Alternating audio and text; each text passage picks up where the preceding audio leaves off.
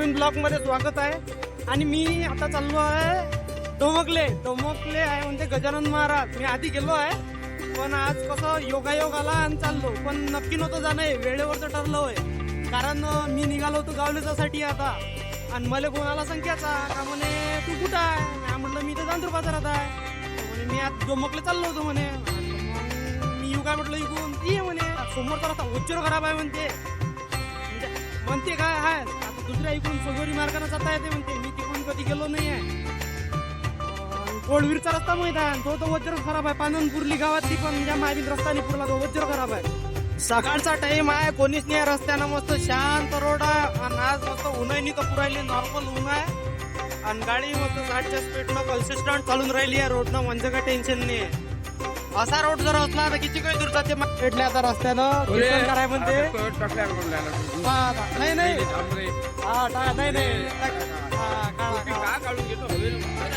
हा बरोबर आहे. आता महाराज भेटले आम्हाला, पाहिजे होती म्हणजे कोणी थांबून नको राहिलं रस्त्यानं. मी हा हा बरोबर आहे. आळंदीला शिकले कोणते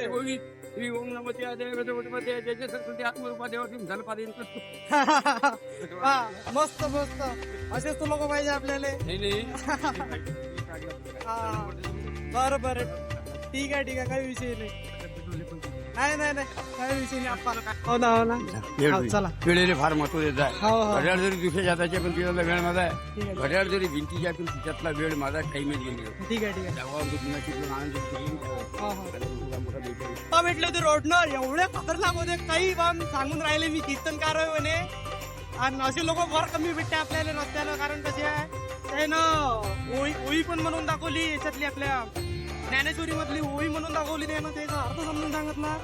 आणि त्याचा महत्वाचा लेसन काय होता माहित आहे, टाइम इज मनी म्हणे. टायमाला महत्व द्या म्हणे. म्हणून कसं आहे आपला जो किमती वेळ आहे त्याला महत्व द्या नेहमी. आणि जे उद्या करायचं आहे ते आज करा, असं महाराज सांगून गेले. म्हणजे मी नाही म्हणत आहे तुम्हाला का तुम्ही करा. दिप्या होय दिप्या काय म्हटलं चित्यास होय का. चला आपले सुट्टी आपल्याला भेटले आता काही टेन्शन नाही. आता संग जायचं, दर्शन घ्यायचं. जय गजानन.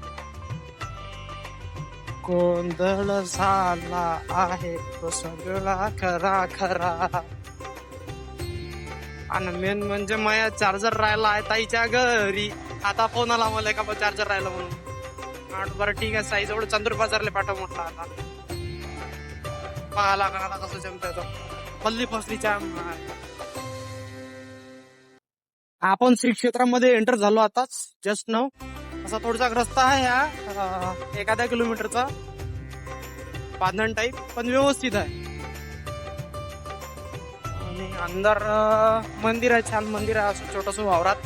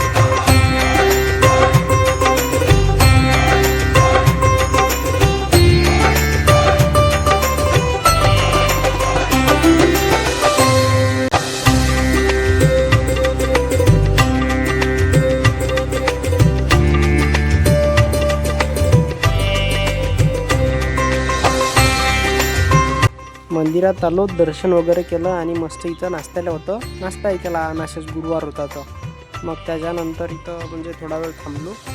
जास्त लोक नव्हते, गर्दी काही होती नाही तिथं. दर्शन वगैरे व्यवस्थित झालं आणि मग निघालो घरी जायसाठी. कारण कसं होतं, आजच्याच घरी पोचायचं होतं आणि अधिक चार्जर घ्यायचं होतं आपल्या चांदूर बाजारमधून, म्हणून निघालो मी घरी जायसाठी. चला आता घरी जाऊ आपण.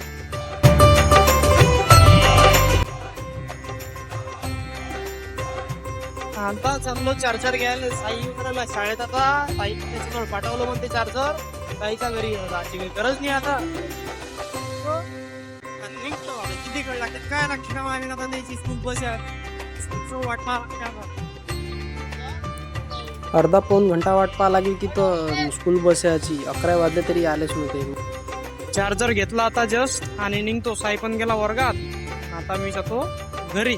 आता या रिद्धापूर पूल आपलं रेल्वे क्रॉसिंग होय. रेल्वे क्रॉसिंग वरून पूल बनून राहिला वाटतं पोय. इथं बांधकाम चालू दिसू राहिलं. बरं याच्या माय बिन रेल्वे आल्यावर थांबायला लागत होता. डायरेक्ट उडान पुलावून क्रॉसिंग. धरत सुनहरी अंबर नीला, धरत सुनहरी अंबर नीला, हर मौसम रंगीला, ऐसा देश है मेरा, ऐसा देश है मेरा.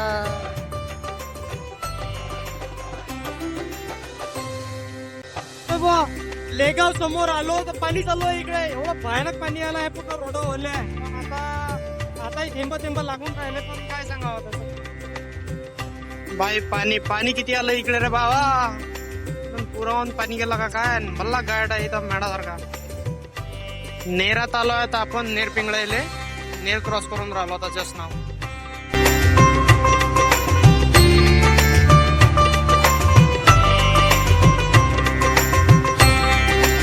तर आजच्या ब्लॉग मध्ये बस एवढंच.